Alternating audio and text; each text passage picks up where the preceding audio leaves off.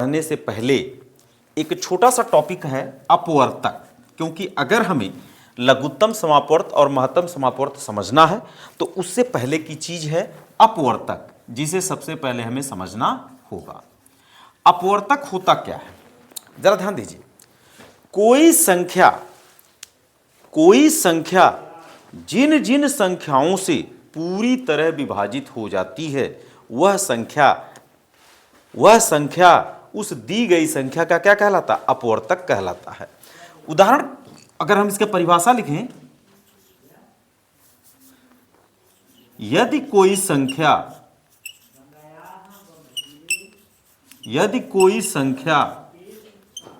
जिन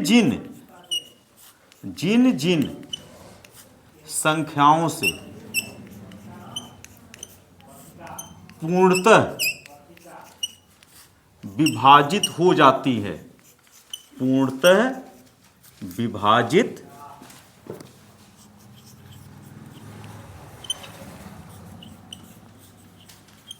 हो जाती है, पूर्णतः विभाजित हो जाती है, तो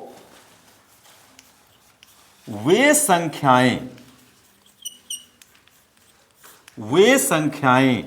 क्या कहलाती हैं? अपवर्तक कहलाती हैं। उदाहरण के तौर पर अगर हम देखें तो अगर सबसे छोटी संख्या हम लोग लेते हैं दो को कौन सी संख्या पूरी तरह से विभाजित कर सकता है? तो पहली संख्या है एक क्या करेगा? दो को पूरा विभाजित कर देगा।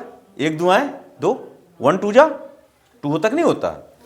या दो को कौन विभाजित कर देगा? खुद दो कर देगा। तो आप लोग एक कान खोल करके सुन लीजिए, अभाज्य संख्या की परिभाषा आपने पढ़ा है कि कोई भी संख्या जो खुद से और एक से पूरी तरह विभाजित होती है वह अभाज्य संख्या कहलाती है। इसके अलावा ये किसी से भी विभाजित नहीं होती हैं। तो यहां दो अभाज्य संख्या हो गया, क्योंकि एक और दो ये दोनों से पूरी विभाजित हुई। तो बेटा हमें अभाज्य नहीं पढ़ना, हमें यह पढ़ना कि दो किससे विभाजित हुआ। दी गई संख्या दो था, यह विभाजित हुआ 1 से और यह विभाजित हुआ 2 से। तो यहां अपवर्तक क्या हुआ? बोलो, अपवर्तक क्या हुआ बताओ? लिखा गया कि यदि कोई संख्या जिन जिन संख्याओं से पूर्णतः विभाजित होती है तो वे संख्याएं अपवर्तक कहलाती हैं। किसकी अपवर्तक कहलाती है? दी गई संख्या का अपवर्तक कहलाती है।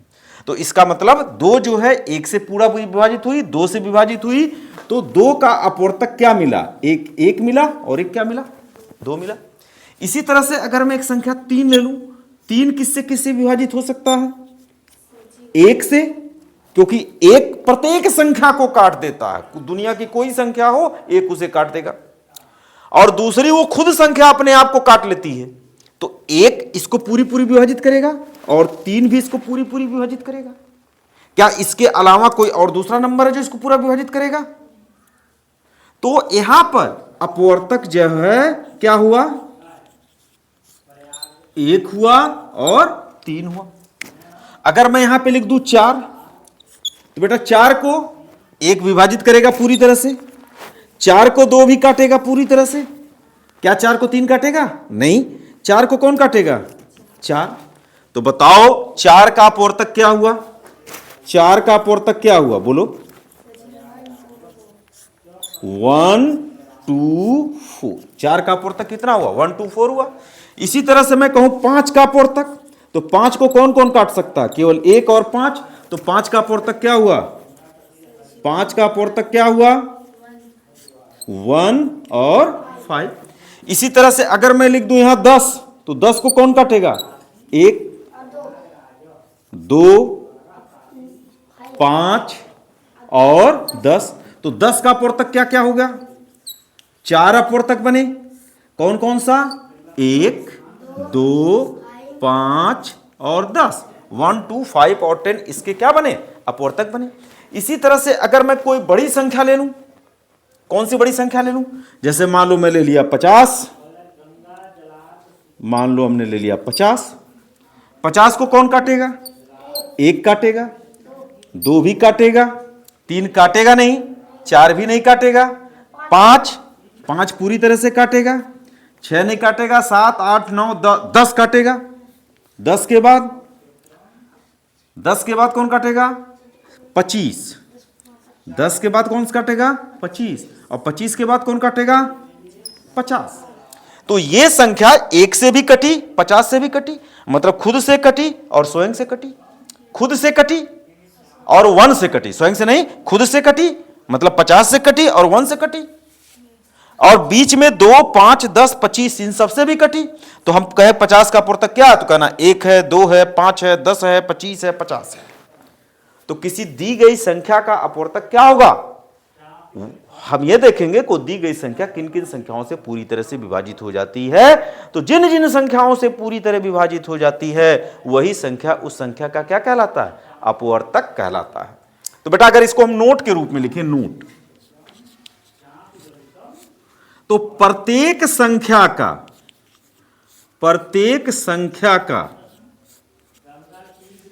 अपवर्तक, कोई भी संख्या हो उसका अपवर्तक 1 होता है। होता कि नहीं होता है? दूसरा क्या पॉइंट मिला? प्रत्येक संख्या का अपवर्तक वह स्वयं होता है। प्रत्येक संख्या का अपवर्तक, प्रत्येक संख्या का अपवर्तक वह संख्या स्वयं होती है। वह संख्या स्वयं होती है। जरा ध्यान देना बेटा, देखो 1 हर जगह आया है, आया कि नहीं आया है? यह क्या बतलाता है कि 1 प्रत्येक संख्या का अपवर्तक होता है, इसीलिए लिखा गया प्रत्येक संख्या का अपवर्तक 1 होता है। यह बात समझ आ गई? फिर दूसरी बात लिखा गया प्रत्येक संख्या का अपवर्तक वह संख्या स्वयं होता। बताओ, 2 को 2 पूरी तरह काटेगा, 3 को 3 भी काटेगा, 4 को 4 काट देगा, 5 को खुद 5 काट देगा, 10 को खुद 10 काट देगा, 50 को खुद 50 काट देगा। काटेगा कि नहीं काटेगा? इसलिए लिखा गया प्रत्येक संख्या का अपवर्तक वह संख्या स्वयं होता है। हुआ कि नहीं हुआ? किसी संख्या का जो अपवर्तक होता है दी गई संख्या को पूरी रूप से विभाजित कर देता। तीसरा क्या हुआ? किसी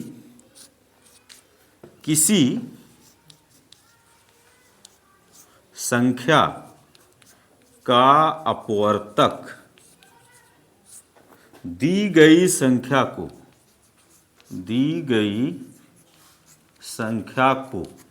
पूरी तरह विभाजित कर देता है। पूरी तरह से विभाजित कर देता है। चौथा,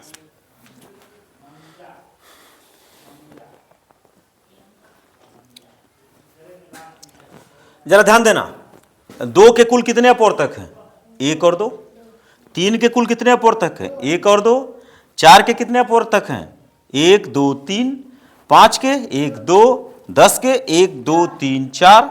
50 के 1 2 3 4 5 6।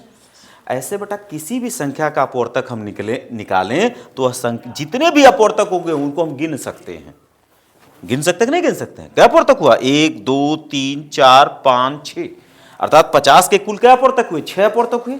इसका मतलब किसी भी संख्या का जो अपवर्तक है वो गिनी जा सकती है, और जो संख्याएं गिनी जा सकती हैं उसे कहते हैं परिमित। उसे क्या कहते हैं? परिमित। तो इसका मतलब हम लिख सकते हैं कि किसी दी गई संख्या के अपवर्तकों की संख्या क्या होती है? परिमित होती है। किसी दी गई संख्या के अपवर्तकों की संख्या सीमित होती है। सीमित होती है। अब पांचवा एक और होता है। देखो 50 का अपवर्तक में अधिकतम क्या हुआ? 50 हुआ। 50 हुआ नहीं हुआ? तो बाकी जितने अपवर्तक है वो 50 से छोटे हैं कि नहीं है? तो इसका मतलब किसी दी गई संख्या का अपवर्तक या तो खुद होगा, उसके बराबर होगा, या तो उससे छोटा होगा। 10 का अपवर्तक 10, जितने भी अपवर्तक हैं, 1 10 से छोटा, 2 10 से छोटा, 5 10 से छोटा, 10 उसके बराबर। तो किसी संख्या का अपवर्तक या तो उस संख्या से छोटा होगा या तो उस संख्या के बराबर होगा। तो हम इसको लिख सकते हैं, किसी संख्या का अपवर्तक दी गई संख्या